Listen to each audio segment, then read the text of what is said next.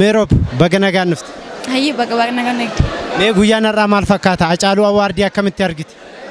Hacaaluu Awwaardii dhugaa dubbachuuf dhufee hin beeku. Baranan dhufee baay'ee namatti tola, baay'ee bareedaadha. Miironni kee har'aa maal fakkaatu? Mee guyyaa yaadannoo isaadhaa Hacaaluu Awwaardiiti. Baay'ee namatti tola dhugaa dubbachuuf baay'ee namatti tola. Na otoo danda'ame ji'a jaafaa tokko kabajame baay'ee natti tola waggaa ta'uu baay'ee. Waggaatti yeroo lama. Waggaatti nama kabajame namatti tola.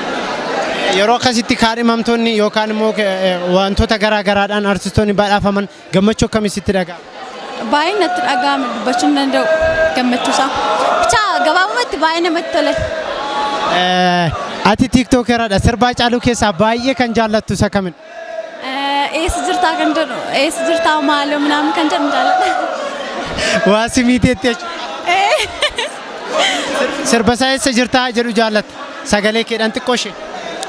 Halkan guyyaa ijaarraa nan baddu ciise ta'us waanuma keen yaada tokkitti koo kan dur dabarsine modoo keenya yaadadhee tan gaddaa eessa jirtaa maal bichaatti fufa baay'een jaalladha. Ayyee galatoomi dhumarratti haalota inni faawundeeshiniin Hacaaluu irra jiruu fi awwaardiin Hacaaluu barbooda akkam ta'uu qaba?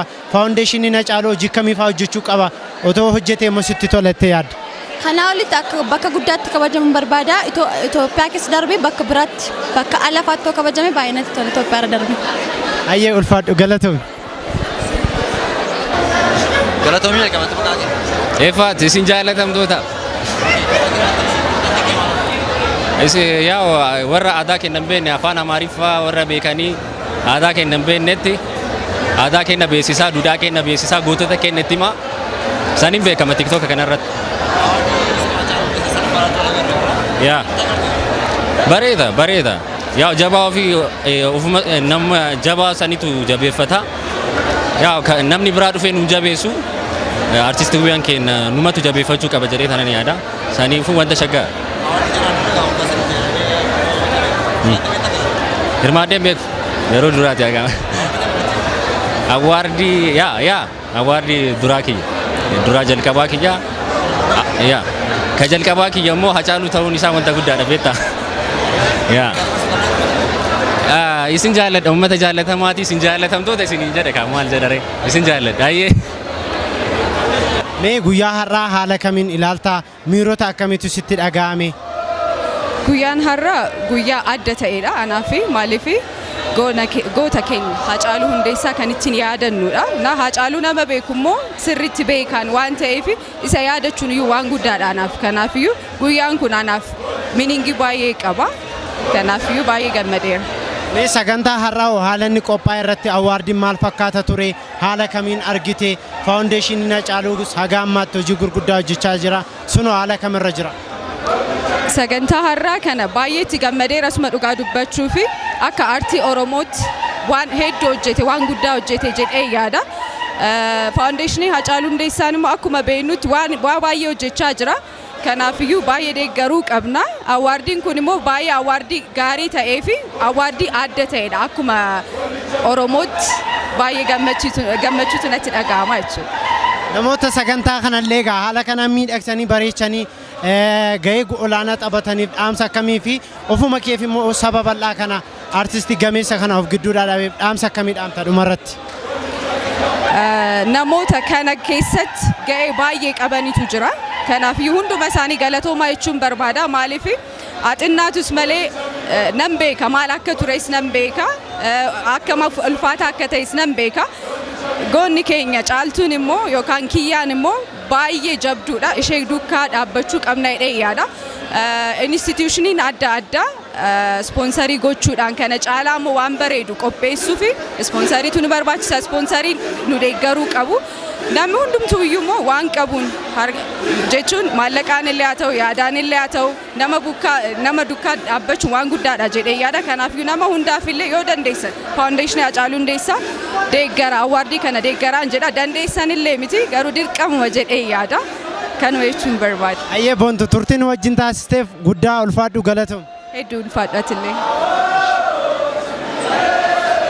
Ayyee Boonaa Baqqalaa baga nagaan dhuftee baga guyyaa yaadannoo Hacaaluu fi awwaardii Hacaaluu marsaa sadaffaa baga geesse.